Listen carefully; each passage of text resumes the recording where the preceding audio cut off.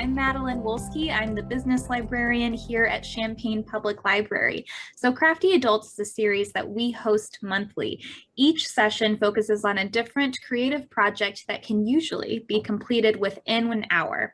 Today we have the amazing Laura Rice to teach us how to sew. So she is a fantastic librarian and colleague of mine in the Adult Services Department and possibly the craftiest person you might meet. So before we get started with the webinar, we have a few housekeeping items. So I am excited. Today we're going to be sewing. We're just going to hop right into our project. As you can see behind me, I've got my workstation set out here. So I'm going to transition here to my workstation. And give me just a second to get my microphone plugged in here. All right. Are you guys able to hear me? You are crystal clear. Okay, wonderful. So welcome everybody to our hand sewing class. I wanted to kind of come up with a project that would translate for people who have maybe a little knowledge of sewing and for those who have absolutely no knowledge of hand sewing. So if you have a kit from the library, I'm going to go over some of the supplies that you should have in your kit. If you are joining us and you don't have a kit from the library, you can gather things that are similar to this. But I do want to go over some of the basic supplies that you should have as we get started. All right, so you should have a selection of pins as well as a tapestry needle. So we are using a tapestry needle today, and a tapestry needle is similar to a regular needle, except that the eye, I'm gonna try to practice focusing this camera a little bit differently this evening. So the eye of the needle is larger than in a regular needle. So I'm gonna grab a regular needle here. And you're hardly even going to be able to see the eye of the needle. It's right up top here. Let me see if I can get it a little closer. Anyway, so we're going to be using yarn this evening to sew rather than what you might be thinking, which is just a basic spool of thread. And there's a couple different reasons for that. It's going to be really hard to show on camera. The thread, it's, as you can see, you're already losing it here when it comes off the spool. So we're going to be using tapestry yarn to work on our project this evening. Now, if you're working from home and you've gathered your own supplies, don't worry if you're using a needle and thread, like a regular spool of thread, you're going to be able to do the project no problem. This is just a little bit easier for folks to use if you're just starting out because you're going to actually be able to see your stitches. So tapestry yarn is one of the other things that you'll need. Straight pins, so you all should have a variety of different straight pins. If you don't have them, it's not going to be essential to our project this evening, but it will be helpful. So, other thing you should have, if you have a kit, you will have 4 randomly selected squares of fabric. Now, these squares of fabric are about 10 by 10 inches. Some are a little smaller, some are a little bit bigger. And we are going to join these together to make a nice little patch or a coaster. Will be our project for this evening. So you want to have a stack of fabric. Other things you want to have a button. So I've got this gigantic button that I'm going to be demonstrating with this evening. Also some rickrack. If you've got a kit, you've got some of this inside or some ribbon. Now I've got a couple pieces of kind of like thicker ribbon here. And I think everyone has some of this too. Now this is piping, and all that piping is a piece of fabric folded in half, and inside it has a cord. And it creates this kind of 3-dimensional raised edge. Piping is really fun to use in sewing projects. Let's see here, scissors. You need some scissors. I have fabric scissors. You do not have to have fabric scissors, but I will recommend that you make sure the scissors you have are pretty sharp. Cutting fabric is a lot different than cutting paper, so the sharpness of your scissors really matters. Let's see. optional if you have an iron. It's best when you're sewing to make sure you iron your fabric flat so that you get a nice clean edge and you can really see how the fabric is going to lay. If you're sewing and you have some wrinkles, it will show in your final project. So I recommend ironing your fabric. I have an iron behind me and I'm going to go ahead and actually turn it on so that I can get this fabric ironed. And how's everybody doing out there? I would love if you could reply in the chat if you are a first-time sewer or if you're coming to brush up. Let us know kind of what your level of expertise is with sewing. Laura, I have a question. Yeah. So is piping similar to binding that you would use as for quilting? Yeah, so it's like the same as what is that called? The yeah, I guess it is called binding. Yeah, it's basically just that with a cord inside. So a lot of times it's like a cotton cord and you could use literally any size depending on how thick you want the piping to be. Oh, nice. And so Anna, you can make it. Oh, nice. And Anna chimed in with a bias tape. Thank you, bias tape. Yes. Thank you, thank you. I was like, it's another B word, but I can't remember what it is. So now that we've kind of gone through supplies you need, I'm going to show you some examples of what we're making tonight. So just to give you a little bit of background, I wanted to come up with a project that you could continue to work on after the class. I don't expect that we're all going to get these completed tonight, but I wanted you to have some motivation to finish. Sewing is one of those projects that it can be hard to just be like, I want to sew a straight stitch on this random piece of fabric. There's no motivation to finish or to keep working. So I think having a project in mind is really helpful when you're starting out with sewing. So what we're making this evening is, I'm calling it a coaster or a patch. So I've got some examples here using some different stitches of how we're going to make our project here. So you can see it's perfect size for a little coaster. Another example here where I've used just some, we're just going to be kind of compiling a little piece here with our base. We're going to have a square and then we're going to be able to cut material in some different shapes to kind of create a fun little layout here. So this one I used just some pom-pom trim as well. This fabric here, I actually made the shirt I'm wearing this evening, and this fabric is also in the shirt I'm wearing, which is kind of fun. Here's another kind of example of making something that looks a little bit more, you know, pictorial. So obviously I've got like a sun and some water in this image. And this is just kind of some random shapes thrown together. And to give you another little example, I want to show you my friend Jessie, who works at the Idea Store. She told me, she gave me permission to share some of her work with you all because I think her work is really going to inspire you and show you what you can really do with this project. So I'm old school. I could have shared my screen with you all, but I was like, no, I don't want to deal with that. I'm just printing off these pictures. So this is an image that she took of some of her patches where she used to cover up some holes in her denim, which I think is wonderful. Pop through here. This one is probably the most like what maybe you'll end up with at the end here. I'm going to flip it around.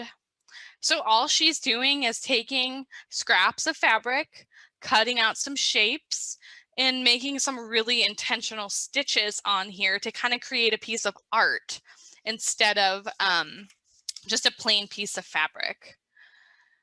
So here she's added like a little crown onto this bird that's printed on the fabric, and she's added these little like crescents around the bird. And I thought this image, I pulled these from her Instagrams, and I will put a link to her Instagram in our chat if you all want to kind of check out some of her other artwork. We'll put it in by the end of the evening here. But this one, I thought this would really give you an idea of how to lay out some of the pieces of fabric that you have to create a nice little image here. Here's another one. You can see how in this one she went even like more intricate and has made Illinois and then added some actual embroidered flowers on here. So last one, I know I'm giving you a bunch of examples, hopefully some inspiration for you. This one was very special to me. I think she made it for a friend. I can't remember what she said, but these, I'm forgetting the name. I think they're called wedding ring quilts. Maybe someone will be able to tell me in the chat, or wedding band quilts, something along those lines. And she's actually taken this old piece of quilt and made a patch out of it.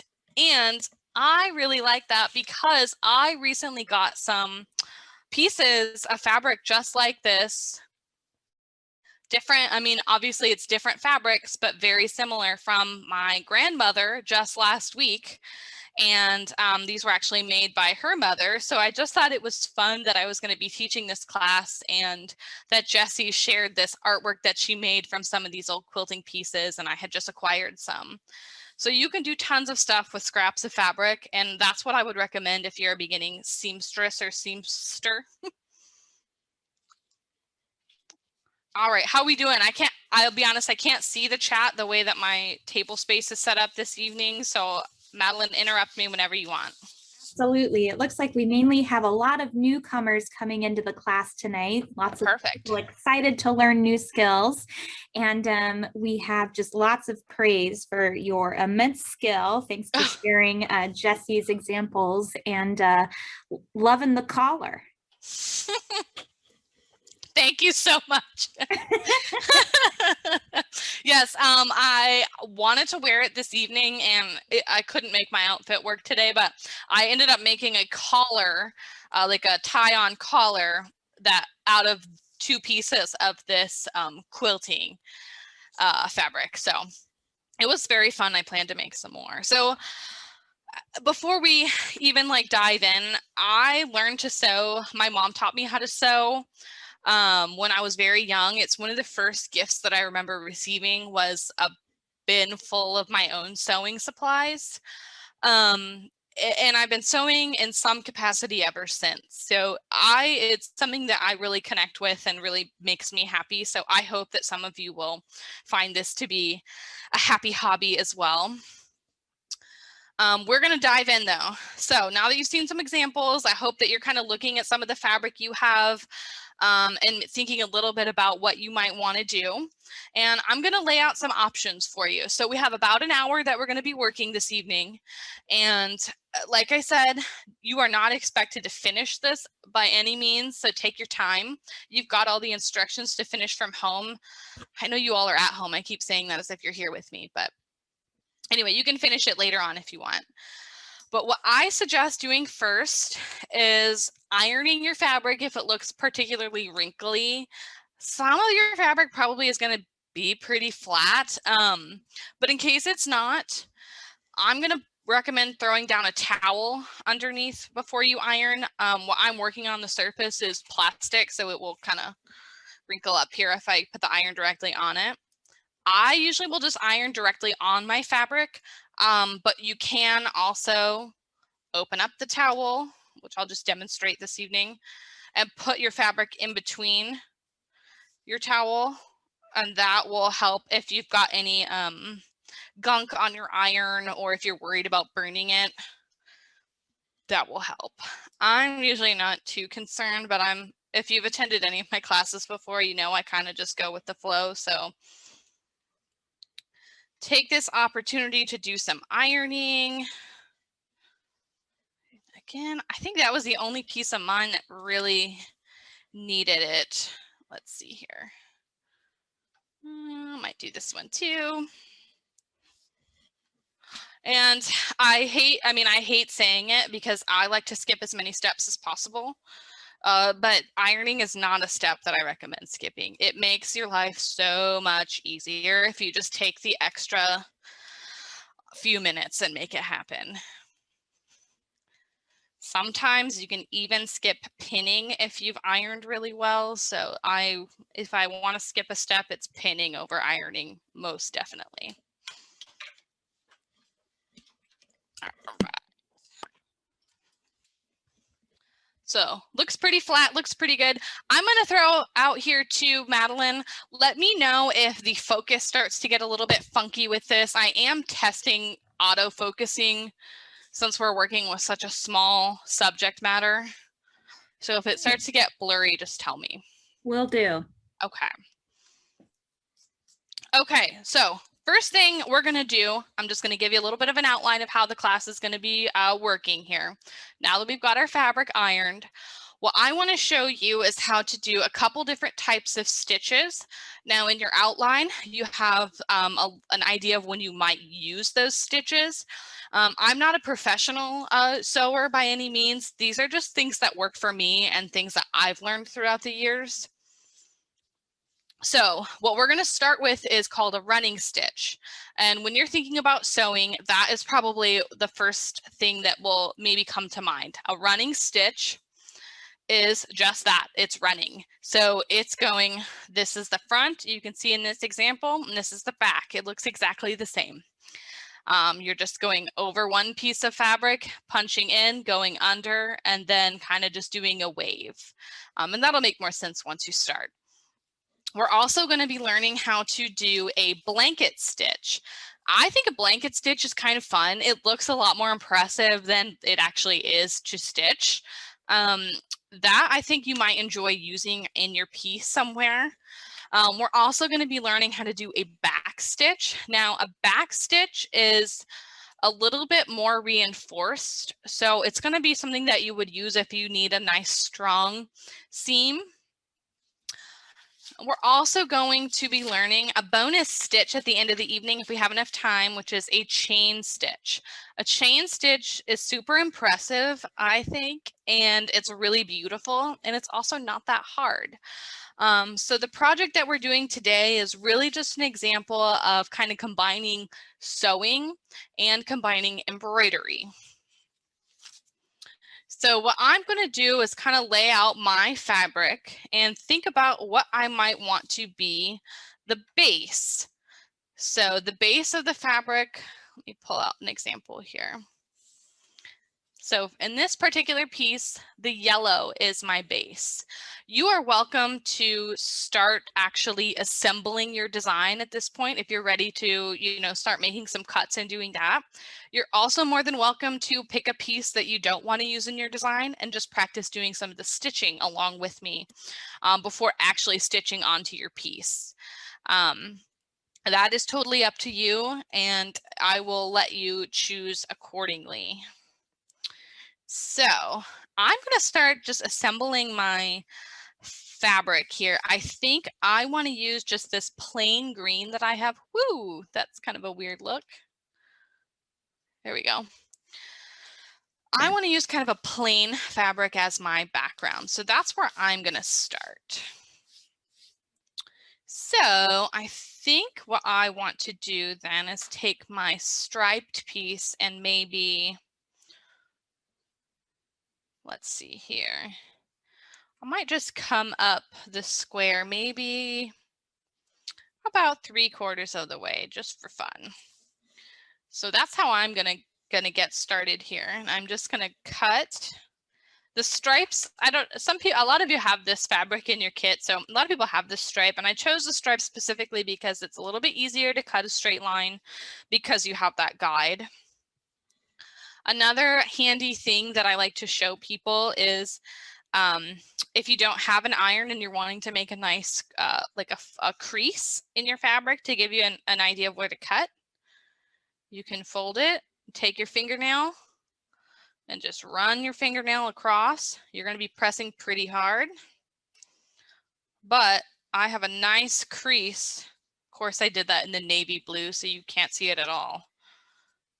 I don't know if you can't see it on camera at all, but I have a nice crease that now I can see without having to be concerned that I'm cutting into my other piece of fabric. So you guys can kind of see what I'm thinking here. I think I'm going to do this one. And I love this kind of floral fabric, so I'm going to do a strip of that. And again, I'm just going to start cutting. Now, if I wanted to do a circle, you can find literally any kind of like jar lid or something. You could flip it over. I think I will do a circle just to show you.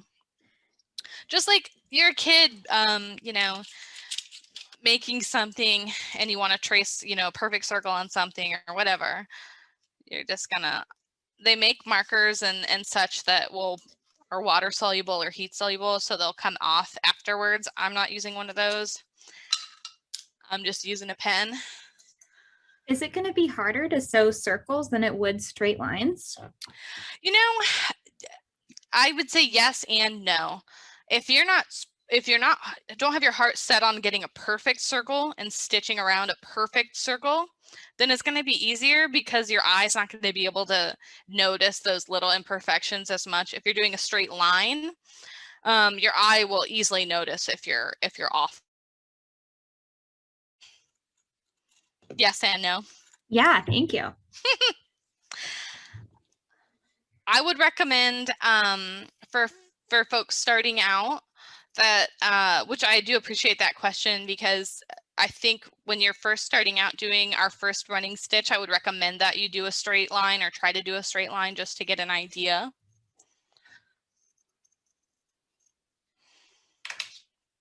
This might look totally whack, but I kind of don't like that. It starts to look like a flag of some sort. So I might make some adjustments to my design here.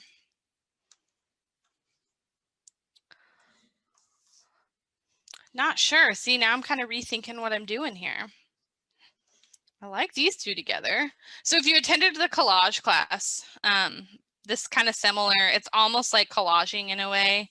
And it's a similar concept where you kind of just add things and take them away, add, take away, figure out what works for you. For me, I think I'm just going to do one other like stripe here, just so I can start demonstrating a couple things to you, especially if you are waiting to start your design until after you do some practice stitching. So here, I just try to be careful and try to cut in as straight of a line as I can. You could use a ruler and trace a line and then cut it. That would work just fine as well. So here's what I'm doing, just a little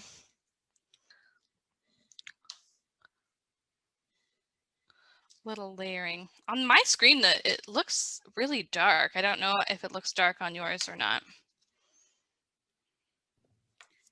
It's like a good contrast dark, but not bad dark. Okay.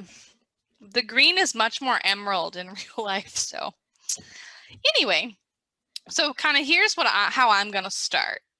And I want to also mention, if you take a look at your instruction packet, I do kind of map out some sewing things. We are going to leave what's called a seam allowance. So we're going to use about 1/2 inch on all sides of our design that will actually end up being folded behind. And that'll make more sense once we start working. When you're sewing, what you're wanting to do is be aware of where your raw edge is. So your raw edge is anywhere that you haven't sewn, so that the raw edge of the fabric is out. So when you're sewing, you want to, let me give you an example here with this one that you can see. So here's the raw edge of this example, and I have folded it over so that now when you look at it from the front, it looks nice and pretty and it's not fraying and you don't have these kind of uneven cuts. So when you're sewing, we typically refer to the front as the right side and the back as the wrong side. So you want to be mindful of that when you're stitching.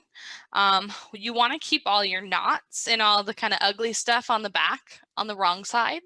And you want the right side to be the front and to be the pretty side. You want that to be the your design side.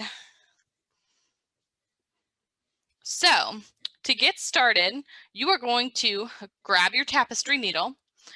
Again, if you have a kit, your needle should be to the side of your pins. And what we're going to do today is I have included in your kits tapestry yarn. So the reason I chose tapestry yarn is because it already is not that long. So it's already pre-cut. It's not like you're working from a ball of yarn. And it's a lot easier to start out using some tapestry yarn or some embroidery floss because you can actually see the stitches that you're making. Something that's a little bit more challenging with regular thread is that if you're using thread that matches the fabric, which is typically what you would do in a project so that you don't see the seam, you know, like on my shirt, they've used white thread and you can't see it on this white edge. So what we're going to be doing is taking a piece of tapestry yarn, any color you want. If you want it to be hidden, choose a color that's close to what you're working on. If you want it to be vibrant and you want to see it, choose something that contrasts with what you're working on. I recommend everybody choose contrasting colors since it will be easier to see, but if you want to choose something that matches, that is totally fine. And what we're going to do is separate out the yarn so that we just have one of the pieces. All of these yarns have 2 or 3 pieces of yarn kind of wrapped together. We want to just pull one out. So it's pretty simple to pull out. Just kind of separate out like this. It might get tight and it might be a little bit stuck. Just kind of straighten it out and keep moving so you get one of these strands. And let me know if you have any questions with that step. I know it seems counterintuitive to like rip apart the yarn, but it will look better.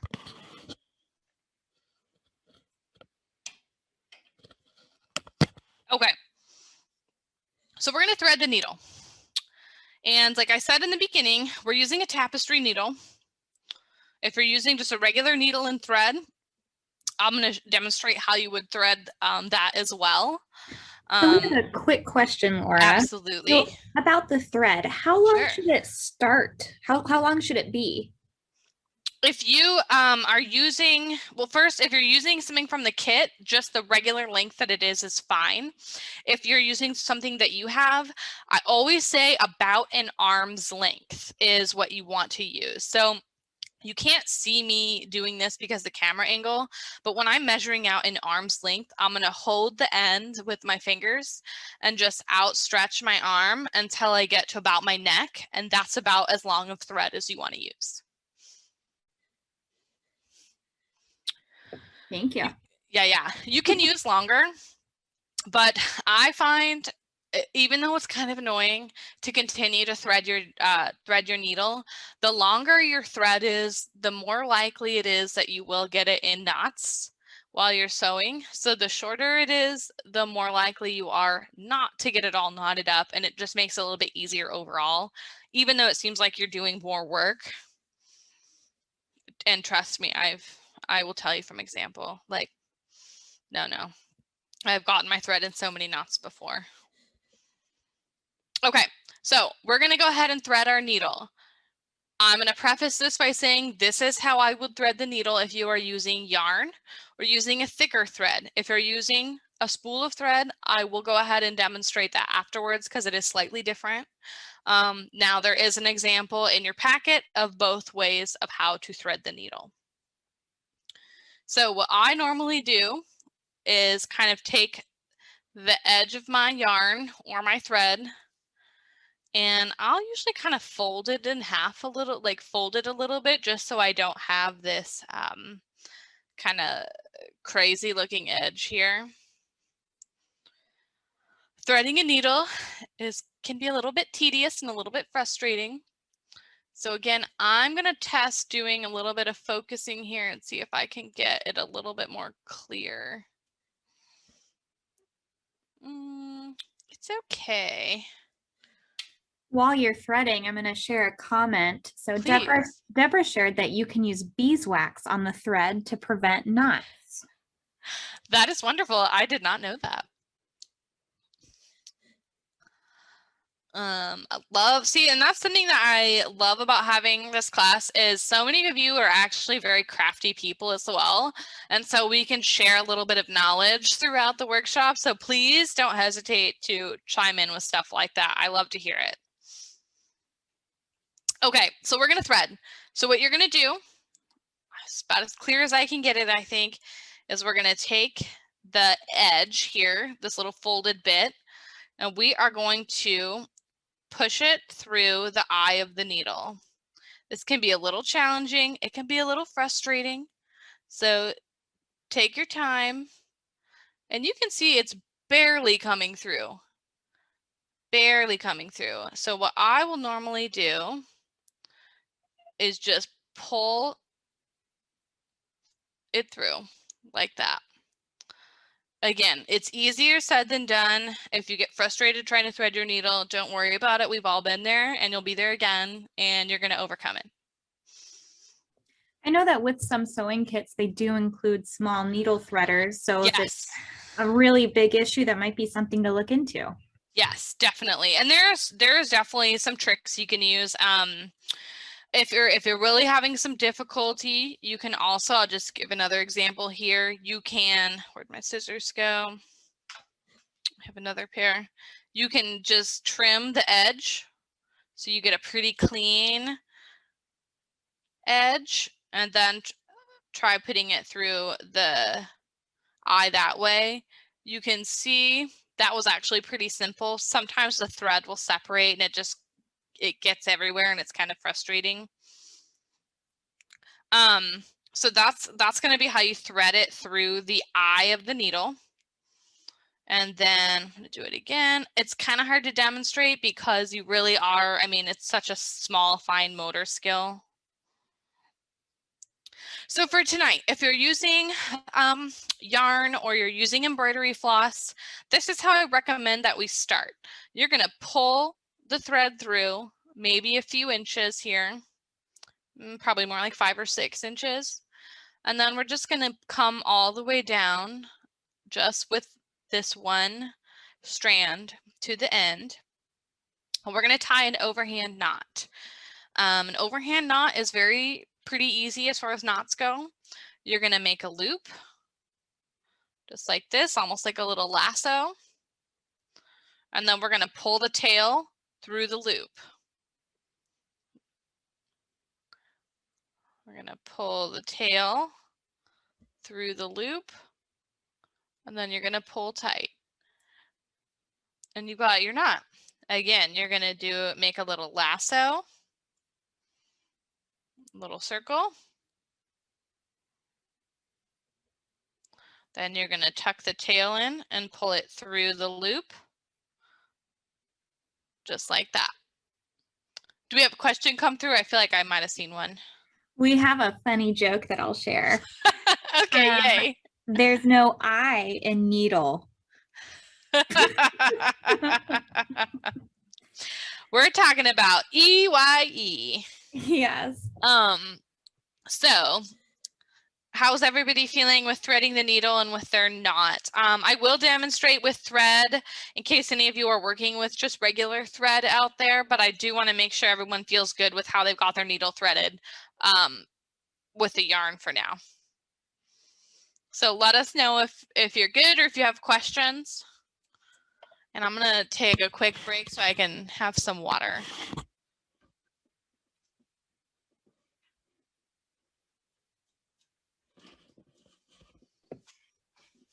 Looks like we're all good on the questions front. Okay, fabulous. Let's start sewing, you guys. So if you're using a regular spool, the same thing would apply as far as an arm's length. So same thing, I kind of hold it and then pull so I get about an arm's length of thread, and usually I'll maybe unspool it just a little bit more. Cut it off. And then what I will do, where did my pin cushion go? I have this cute little pin cushion that you can slip on your wrist. Got a needle in here. This one is going to be a little bit challenging for me because it's got such a small eye, but I'm going to give it a go here.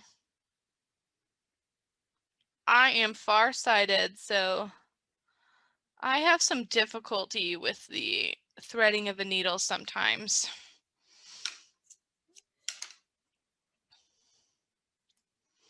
Oh gosh, that was so close. You know what I'm going to do instead, just because I don't want to take up all of the time doing this? I'm just going to use my tapestry needle that has a pretty large eye so that it's a little easier. Way easier. All right, so the only difference with thread is that what you want to do, instead of just pulling the thread that you threaded through the needle, instead of just pulling that down a few inches, what you're going to do is match it with the base. So you're going to match it with the end, the opposite end of thread. And then what you're going to do is tie an overhand knot with that. Again, so hard to show on camera because of how thin the thread is, but you're going to do a loop and you're going to pull the tail through and create a knot that way. Now, the difference is we wanted 2 layers of our thread, which is typically what you're going to do when you're hand sewing, is you want 2 layers of thread. Now, with the yarn, we're just doing 1 because otherwise it's a little bit too thick to pull through the fabric comfortably. So that's why we're doing just 1. So by 2 layers, we could say that that means it's double-stranded. Double-stranded, exactly. Now I'm going to cut that and just remove it and put my other thread right back on. And it's cool how it looks like the thickness of the yarn, it's really dependent on the weave of the fabric. Yes, definitely. So I will say, I mean, as we're sewing, you'll kind of see what I mean here. Some of this fabric, the weave might be a little tight, so it might be a little bit tougher to pull through, and you'll see what I mean. I think even with that like slight hardship, I still think it's easier to explain and demonstrate using the yarn, especially for a first time sewer. So what we're going to do now, I'm just going to start with a basic running stitch. If this is the only stitch you learn tonight, it will do you just fine. You could do this entire project using just this stitch. You could do some mending projects just using this stitch. You don't have to learn anything else this evening as long as you can master the running stitch. So what I'm going to do here, I'm actually going to remove some pieces of my design right now and just focus on the one that's at the very bottom. So for me, that's going to be this chevron orange pattern here. So I'm going to go ahead and pull these off and set them aside for now. Again, I'm going to focus my camera a little bit. I was hoping that this green would be a little bit easier to see. Without the other pattern, it actually is very teal at the moment. And then it looks like I'm going to message Catherine. I didn't lose any audio, but. Okay. Yeah, if anybody has any technical difficulties, do not hesitate to let us know. So I'm gonna proceed with demoing, getting started, unless I hear that we are having some audio issues.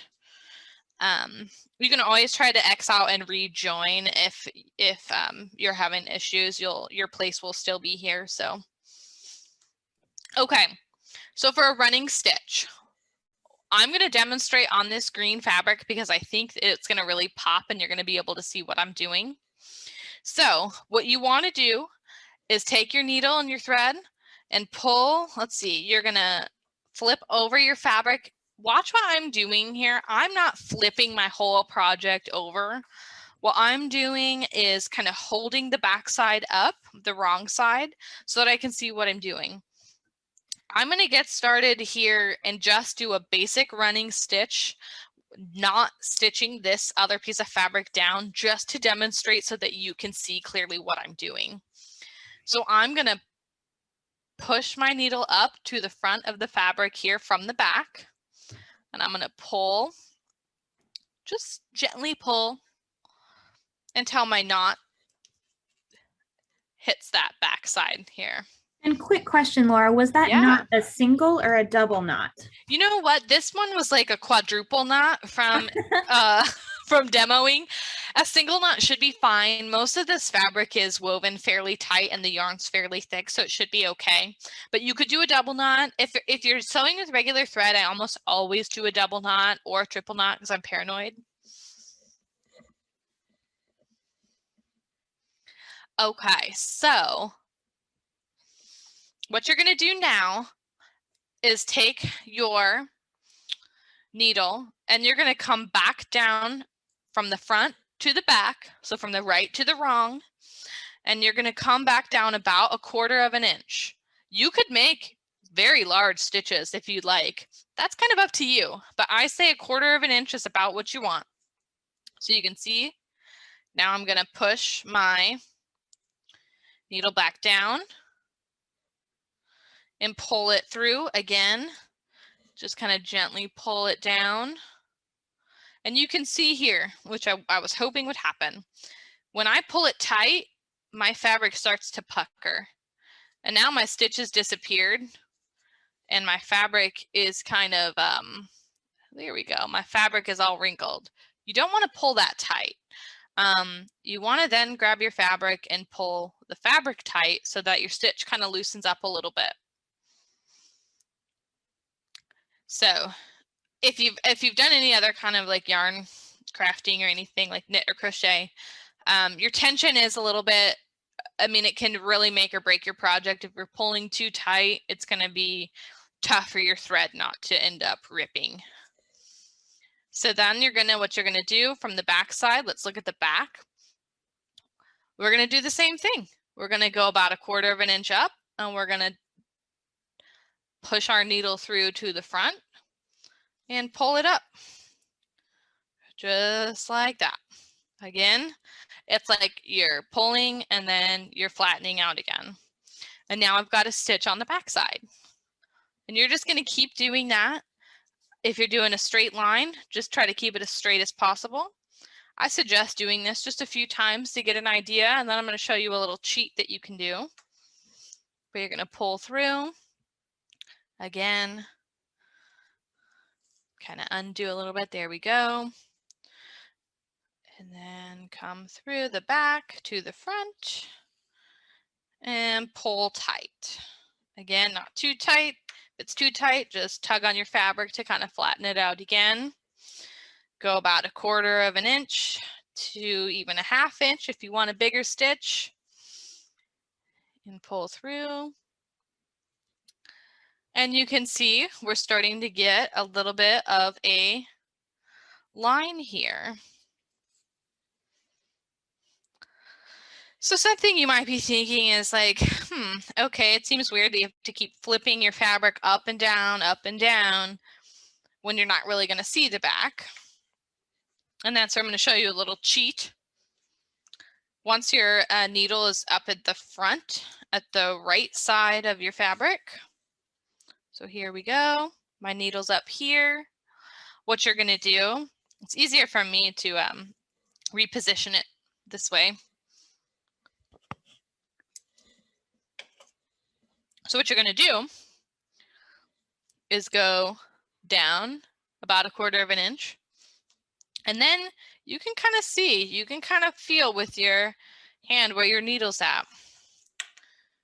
Then you can bring it up just like that without flipping.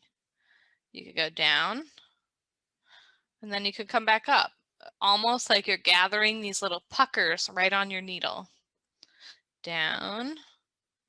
And then come back up. It takes a little practice to be able to get it in a decent straight line. I am not a perfectionist when it comes to making things really, so I don't mind if my line is a little off because I saved some time here making the stitch this way. But you're going to pull through. My needle almost came unthreaded there. And as you can see, now I've made 3 stitches in the time, it would have taken me normally just to do 1 stitch. So that's a nice little time saver if you're wanting to stitch quickly. So again, you're going to come down, up, 1/4 of an inch, go down, 1/4 of an inch, come up, 1/4 of an inch, go down, 1/4 of an inch, come up. And then just pull tight. If you pull too tight, let me show you what happens here. Your whole thing is going to start to gather. Now, some people in a sewing project might want this. You might want to try to make a gather because you want a little bit of a ruffle. That's one way that you can accomplish it. I don't want that this evening, so I'm just going to go ahead and pull it again. And man, I pulled it a little bit too tight here. There we go. So let's say I'm done. Let's say this is the only stitch I'm doing and I'm done. I'm going to come back down to the bottom. And again, you don't need to do this. You can just follow along and watch me do this. You don't need to actually finish out your stitch now. If you're still working, go for it. Come to the back. And I'm going to show you how to tie a knot. So I've got a couple different options. You could just do an overhand knot again. So for that, I would make another loop. Whoops, make a loop. And then pull my needle right through the loop. And then pull tight. You can already see a knot forming here. The catch is you want it to be right up close to that base of that fabric right there. So what I do is kind of grab the knot with my finger and then pull tight. And I'll demonstrate that again here. Make a loop. Pull your needle through that loop until you kind of see a little bit of a knot forming. As you can see, I'm just guiding it. I'm guiding that knot right where I want it. Put your finger on top and pull. Another way you can make a knot is to actually slip through your last stitch, and I'll show you that method. Again, this is outlined in your instructions too, so if you miss it, that's okay. You can, this is the back side here. I'm going to slip my needle through my last stitch here. And this is how I would do it if you were using just regular thread. So we're kind of making another loop. And then what you're going to do is same thing. Pull the needle through the loop and pull tight. And that is another way to make a knot. Again, you're going through the last stitch. You're going to make a loop.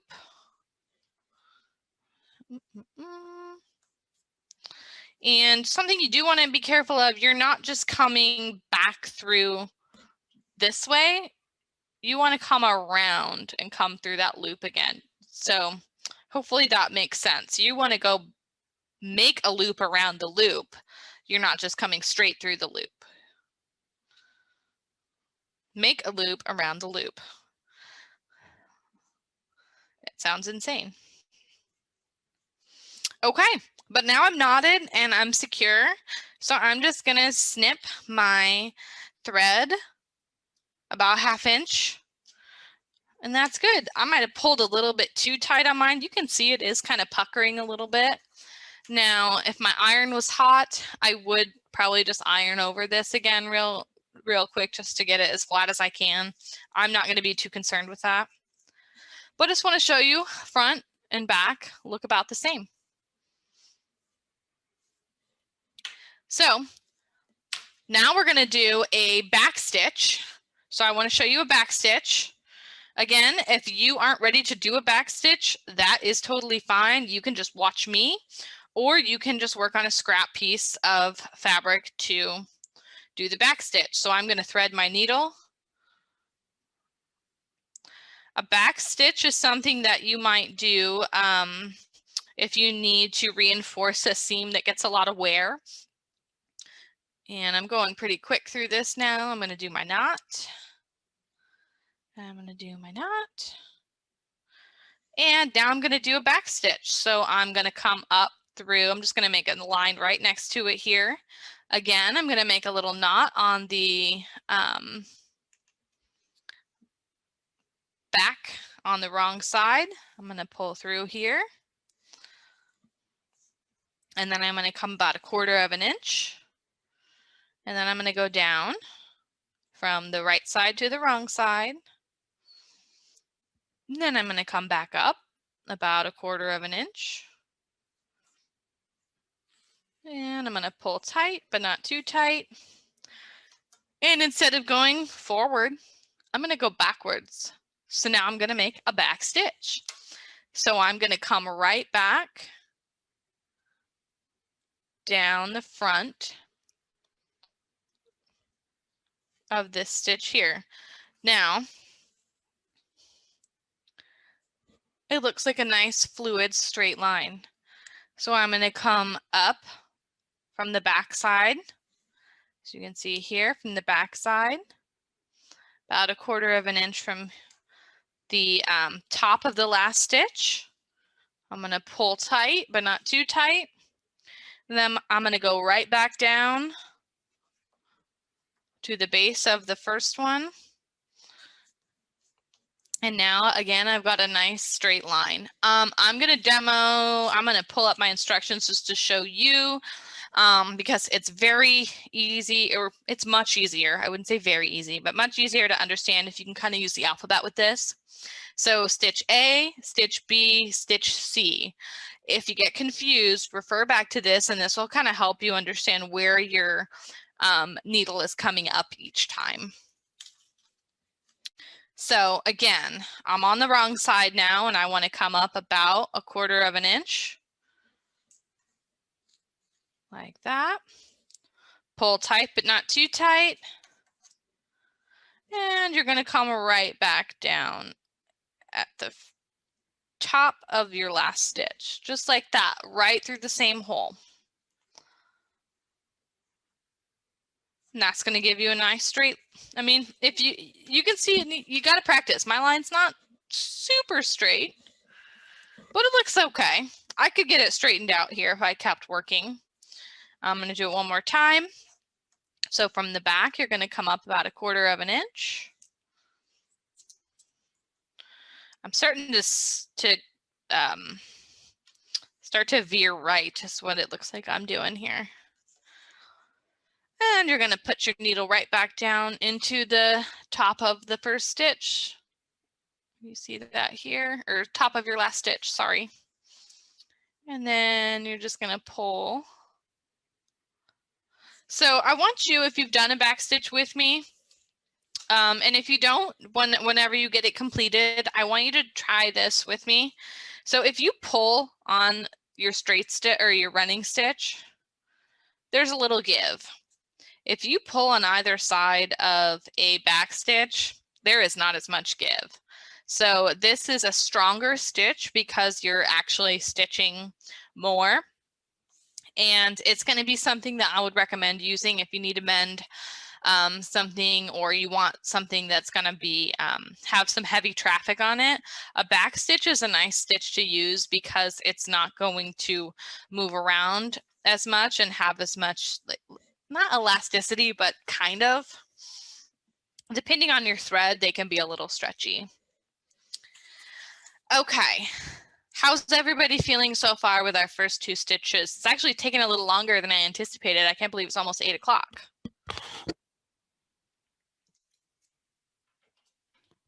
You want me to go ahead and move on to a blanket stitch and a chain stitch, or would you like me? Go ahead. Yeah, everybody go ahead, and I'd love to hear your input. Would you like me to go ahead and demo how to do the blanket stitch and then the chain stitch, or would you like me to go ahead and walk you through kind of assembling your project? Again, you're probably going to assemble your project without me on your own time. So just let me know which one you'd prefer. It looks like we have 2 who would like to learn how to do the stitches. So okay. Yes to blanket, then stitch. Okay. Thank you both for letting us know here. Okay, so what we're going to do now is a blanket stitch. So I'm just going to knot this one real quick, and I want to look around my fabric here. I might demonstrate using a different fabric. I think I'm going to demonstrate using this because I might focus a little better. For the blanket stitch, I'm going to use a thicker piece of yarn just to demonstrate. I think it'll be a little easier for you to see. Now a blanket stitch is one I've done, whoops, on this piece here. So what I like to use it for sometimes, it works really nice for felt. So if you're doing a felt project for, I don't know what, but a blanket stitch looks so nice on a piece of felt. And felt is wonderful to use if you are a beginning sewer because it doesn't fray like regular fabric will. So what we're going to do is make a stitch that has this nice little edging. And I will be honest with you, I have to look at the instructions when I'm doing this because I will confuse myself with a blanket stitch. I can do it like if I don't have to talk you through what I'm doing, but if I have to talk you through it, I start to get all confused. And story of my life is that I lose my needles because you see here I have a pin cushion on my wrist where I should have just placed my needle, and instead I threw it on the table. It's a very bad habit. Okay, so a tapestry needle is wonderful because the eye is larger, so you can use thicker fibers. So I'm just gonna pull all 3 strands through the eye of this needle here. Oh my, we're knotting up here. Let's try that again. If you are not ready to practice a blanket stitch with me, that's cool. You can just keep working on whatever you're working on. We are recording this webinar, so if you would like to go back and watch, that's cool too. We'll post it on our YouTube channel and you will get an email whenever we get that going. I've been trying to get them up at least by the following week, but some days, some weeks it happens, some weeks it doesn't. Okay, I'm just going to use 2 strands because that's all I could get, and I don't want to waste all your time trying to thread my needle here. While you're threading, we have someone who can definitely relate with you. They set needles on their lap all the time and have to stand up and listen for them to hit the floor. Bad habits are hard to break. Oh my gosh, aren't they? I don't even want to tell you how many times I've stepped on a straight pin. It's very painful and I don't like reliving those experiences. So same thing, we're going to knot, we're going to overhand knot. I'm going to move quickly through that. All right, so for a blanket stitch, what you want to do is I'm going to think about how I'm going to position my fabric here. I think just this way will work. You're going to pop your needle through the back side, through the wrong side. And you're going to pull it so that your knot is snug up against your fabric. When you start a blanket stitch, what you're going to do is we want to create just a plain stitch just like this. So what you'll do is come right back through around that same hole. Does that everybody see how I'm doing that here? Again, you got an image on the packet that has an example, so if you do get lost, no worries. So we're going to pull so we have a nice little loop almost around. And you guys see how we've done that. And now what I'm going to do with this is kind of pull the loop out just a little bit so that I can, switching to the other hand just for a second, I'm going to actually put my needle through the loop here and kind of pull. Oop, I've gone through the yarn. Go through both loops. Oh my gosh, got thread everywhere. Okay. So I want to actually go through the loop and come over here. Okay. So as you can see, we've done that. And then what we're going to do is come back to the wrong side, and you're going to come up about, I don't know, maybe 1/4 to 1/2 inch in that same line here. Pull your needle up.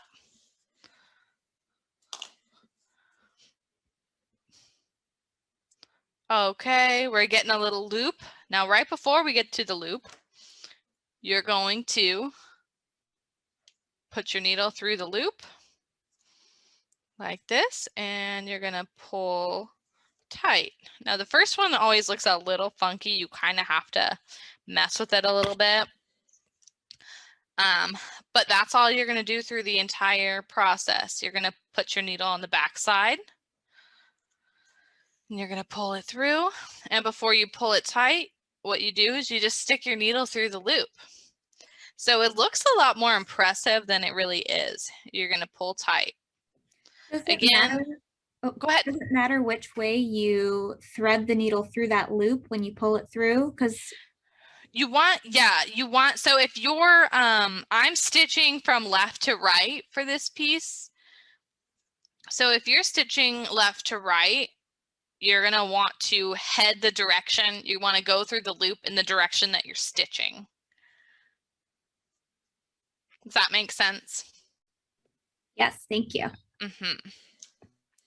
The blanket stitch is one of those, as you can see, it's kind of, I'm having some issues with my first one here. Just I think it's actually because of the yarn. I think I need to pull it a little tighter. This works really well for edging. There we go. That's starting to look a little bit better. You see that here, how I've kind of folded the fabric down. So again, we're going, oops, where are we at?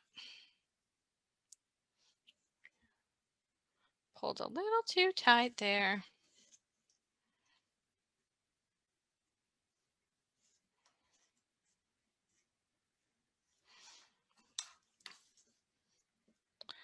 Okay, so now I'm coming up for my loop.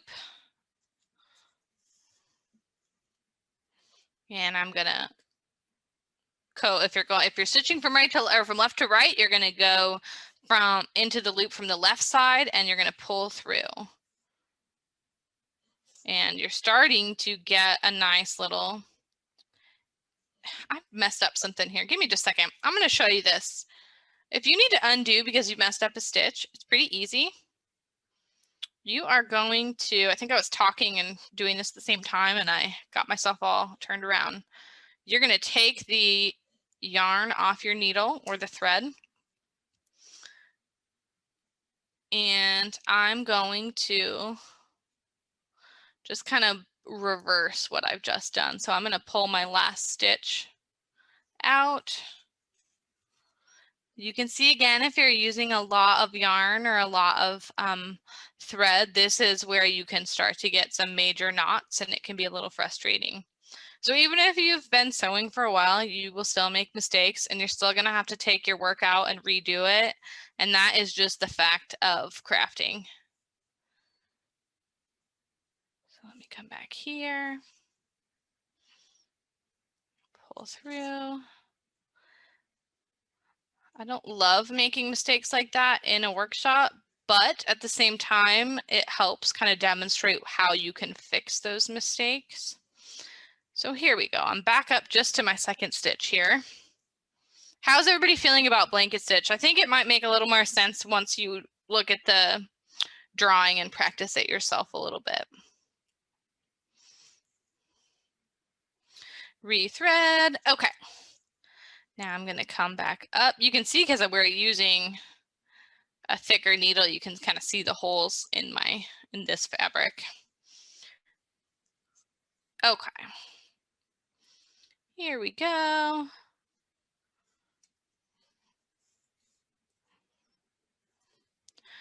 Again, it can be a little tough to get your tension right with the blanket stitch and just with sewing in general. So be patient, give yourself a little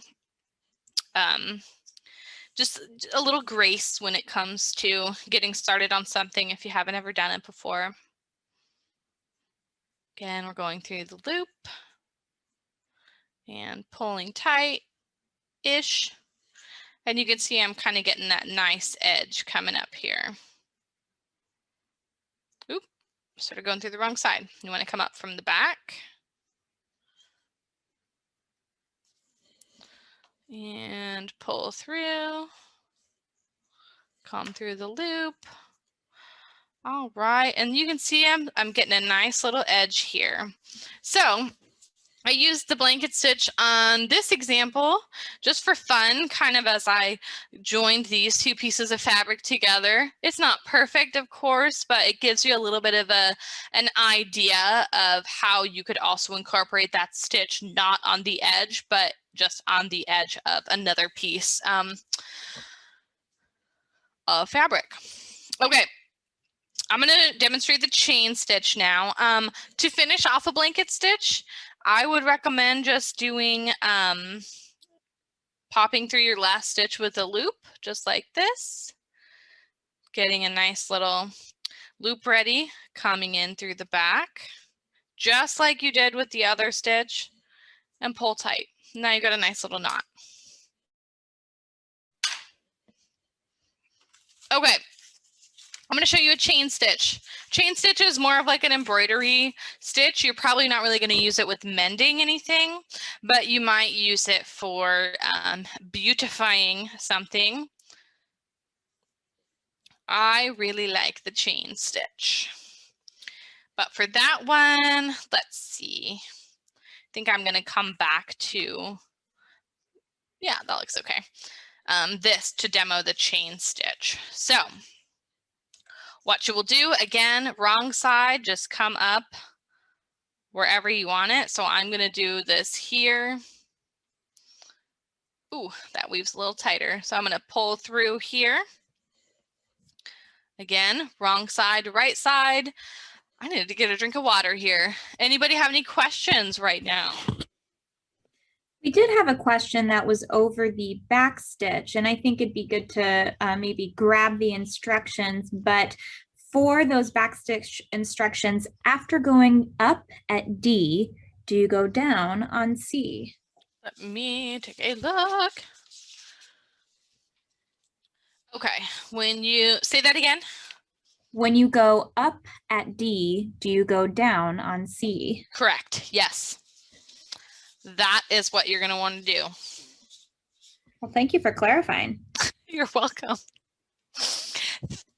Okay, let's do our fun little chain stitch. Chain stitch is one of those that's impressive, but it is not that hard. So come up from the back side to the front side, right to wrong, or wrong to right. And what we're going to do is make a little loop. So what I'm going to do is stitch right back down. So if you're looking at the instructions, I'm going to go from A, B is your loop, and then I'm going to stitch right through that same hole. Oh, geez, I stitched through my knot. That's not great. Oh, boy. A zing. Yep. Don't worry, we're here till 8:30, you guys. You got 20 more minutes of that. Okay, anyway, you're going to make a little loop. So think about this. You want your loop to be as big as you want your chain. So you could make a huge chain if you wanted. I don't want that. I want a little smaller. I'm going to do this one a little bit larger than I maybe normally would just for demo purposes. But as you can see now, I've got a little loop. So what I want to do now is come back up through the loop. So I'm going to come back up. So my C stitch is coming up right. I'm going to try to focus this again here. Right through the loop. And you're going to pull. You don't want to pull too tight because you're going to pull your loop too tight. So it takes a little practice to get your tension right. So see, I got my loop. And then I'm going to go right back down into that same hole again and create another loop.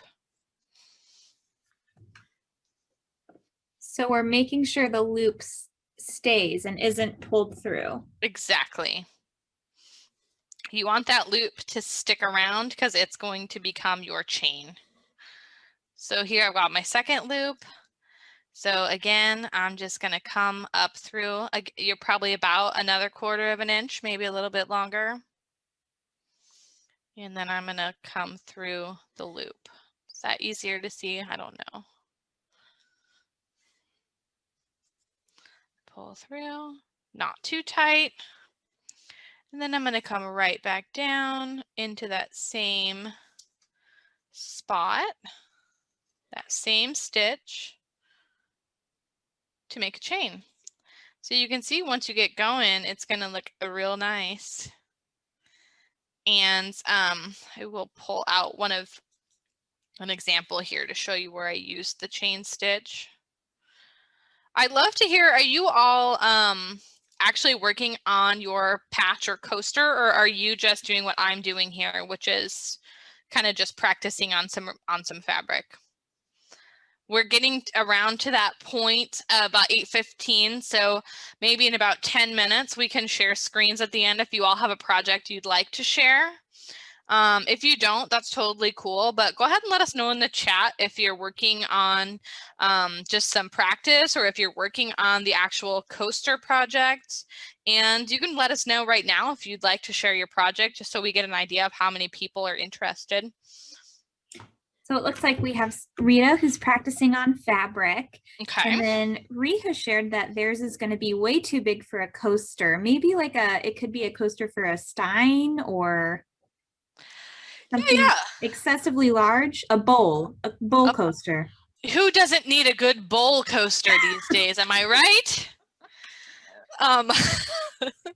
Another thing I want you to remember is, sorry to reach over like this, but I know I'm like a huge Jessie fan, so I hope she sees this later and really understands, but I printed off pictures from her Instagram. That's how famous she is. But I love this idea of using it to patch some denim. I think it's great. You could make it a decorative patch. You could fix one of the questions that we got asked, and I do want to address some of the questions that people asked when they registered. One of the questions was fixing ripped denim. Ripped denim, I recommend just patching it. And so as you can see, what she did is use the blanket stitch to sew her patch onto her denim. It looks marvelous. I don't know if she did this functionally or for beautification purposes. To me, it looks like a little bit of both. But she has also, I learned about this from her, a hashtag if you want to look on Instagram or YouTube or anything, called visible mending. So it's about mending garments so that you can see it. It is a way to showcase that you can reuse, you can repurpose. You don't have to throw something away because it has a hole in it. So we have a question about the blanket stitch. Let's hear it. Not the blanket, the chain stitch, excuse me. So after coming up at A and then down again on A, my stitch undoes itself. What am I doing wrong? Pulling too tight. So you want to keep that loop. I'm just going to explain here again. I'm going to come up and do one. So when you're coming up at A, again, I'm doing this as an example, not because, okay, pretend like this other chain doesn't exist. So if you're coming up at A,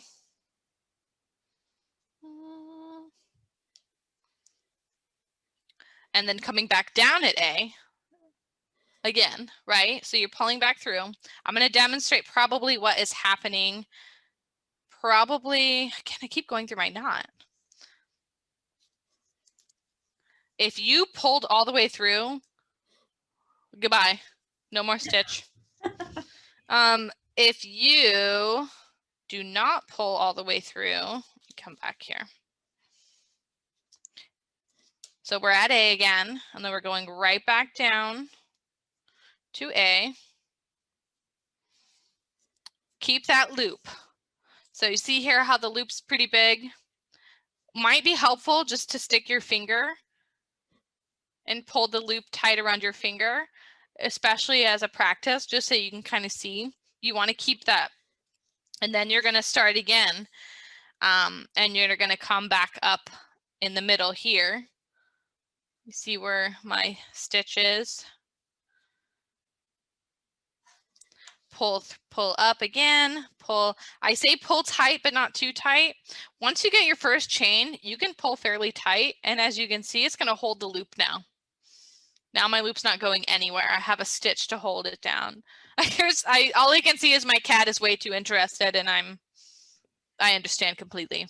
Yes, so using the finger was very helpful. And yeah, we had someone else comment that their cat is way too interested in the yarn. So they're just very appreciative that we're going to be posting the recording for future reference.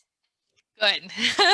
I have cats, so I very much understand. I call them my studio assistants, and usually they are not helpful at all. They're a real handful. So that's how to fix your chain stitch so it doesn't disappear on you. Makes total sense that happened, just because it's almost like it's counterintuitive to come back through a stitch you just stitched. And I'm gonna undo these here.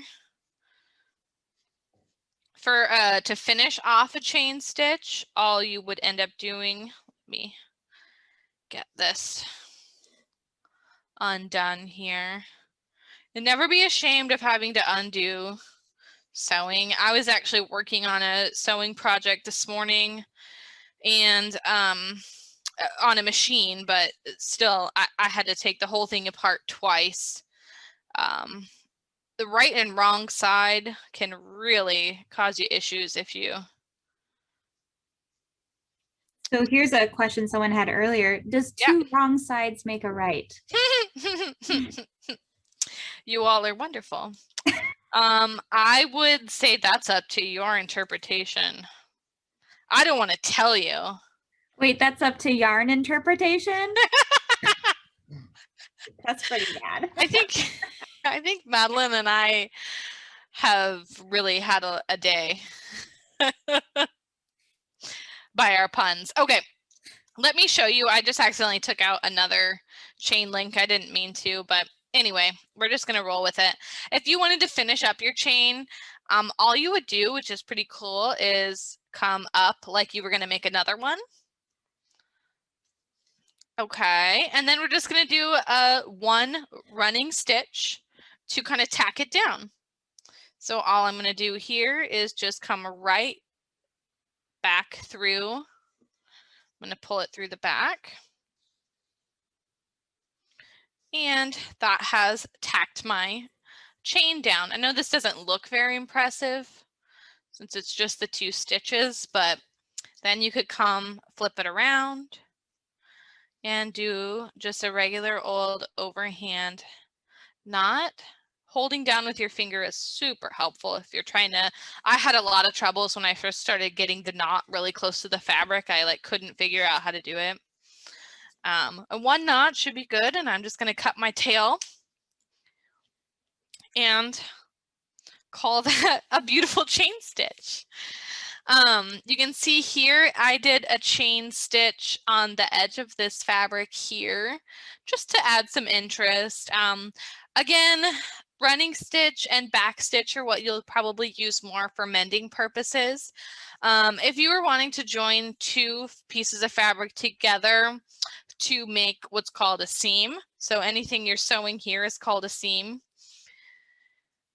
what you would do, and this is where right and wrong sides really come in handy, knowing that term, is if you are, let's see here, wanting to, I'm just going to use this as an example real quick, stitch these 2 pieces of fabric together like quilting.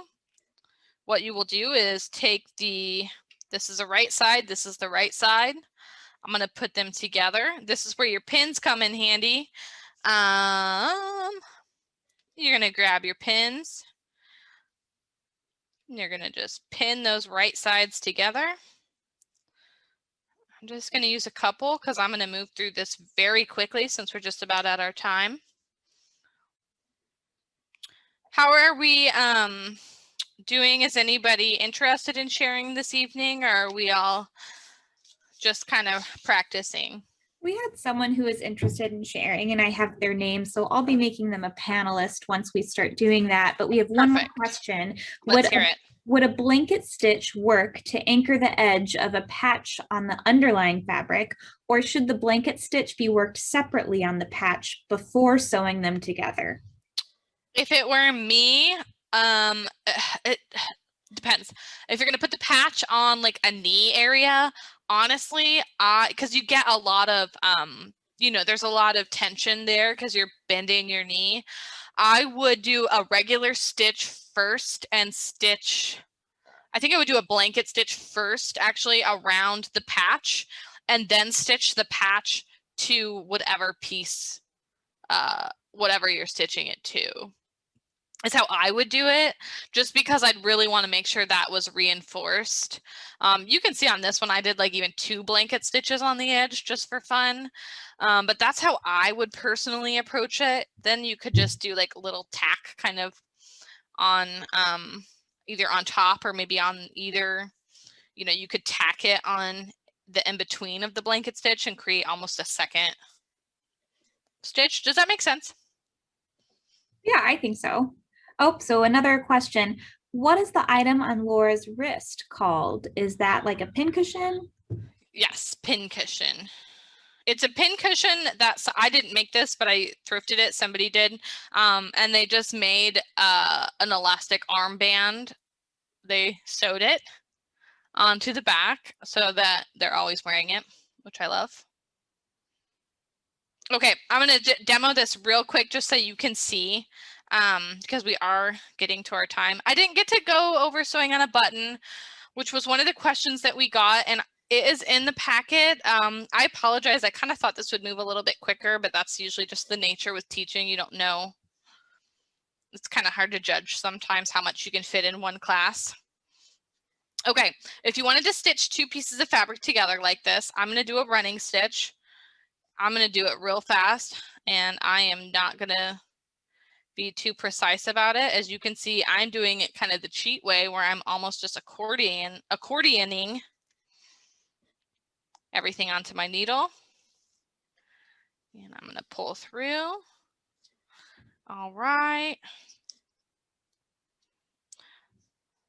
Any other questions coming through this evening before we wrap up?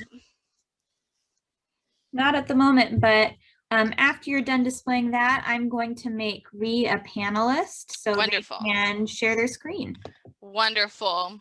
So here's joining 2 pieces of fabric together. It's something I wanted to demo, even though I didn't include it in the information, because I think this is probably something that you might wonder.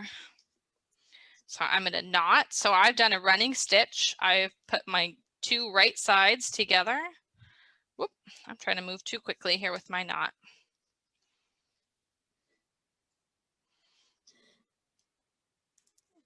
Okay. And now you can see when I open it,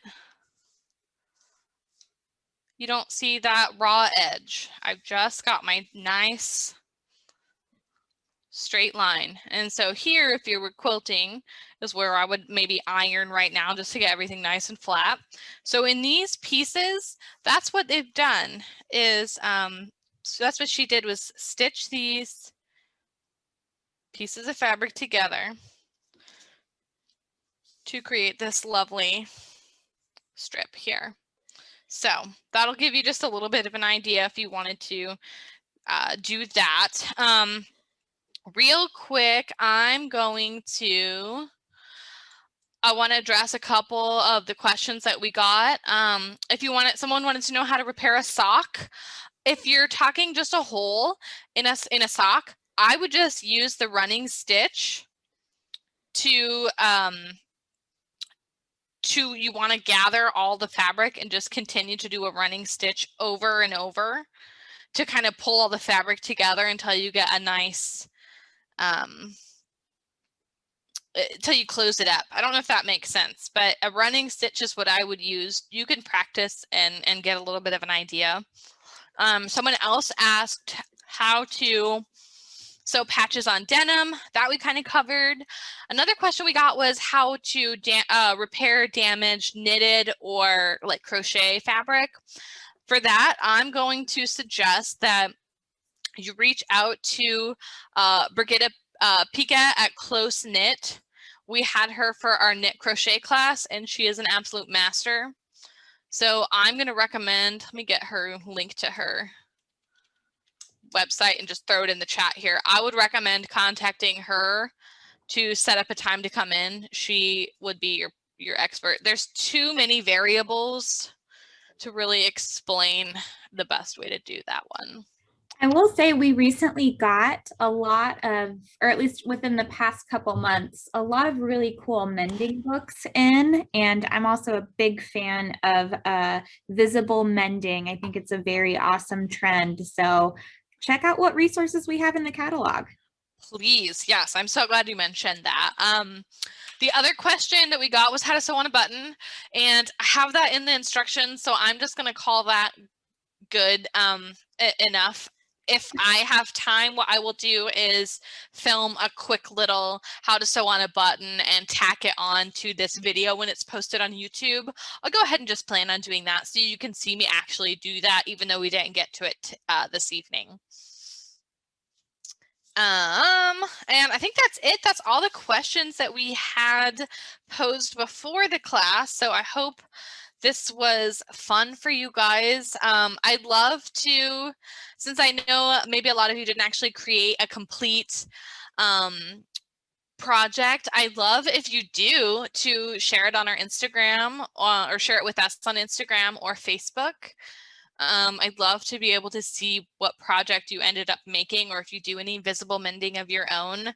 Again, it's just like a very basic sewing class. Sewing is, I mean, I'm still learning, and I've been doing this since I was like, I don't know, maybe 10 years old. So it takes practice, and it's something that you can pretty much always find new cool tools or concepts to further your sewing skills. So anywho, I'm gonna pop back over here. Does anybody have any other questions before I'm gonna come back and get rid of my workstation here? Ooh, Ree's joining. Yeah, so Let's Ree, I see. just turned on your video, so why don't you show us what you have? So you're still muted. You're welcome to stay muted if you would like. Here, I'm gonna make this the highlight. Very nice. Already has the pin at the buttons on as well. I absolutely love that. That's fantastic, Ree. It's not actually done. It's just pinned together. I still think it's fantastic though. Yeah, so what Ree showed too is a great example of her design is all pinned to her base fabric so that she can set it down, she can move it around a bit, and she doesn't have to worry about the design falling apart or anything. So that's the intent with the straight pins, is that you're able to pin something down, test it out, see if you like it before you actually stitch it. Thank you for tuning into CUI's TV. We hope you enjoyed the show. This video can be accessed anytime on youtube.com. In the YouTube search bar, type in UPTV6 and look for their microphone logo. We hope you will join us again next week for more local, engaging content designed specifically for Champaign County older adults. Take care and stay safe.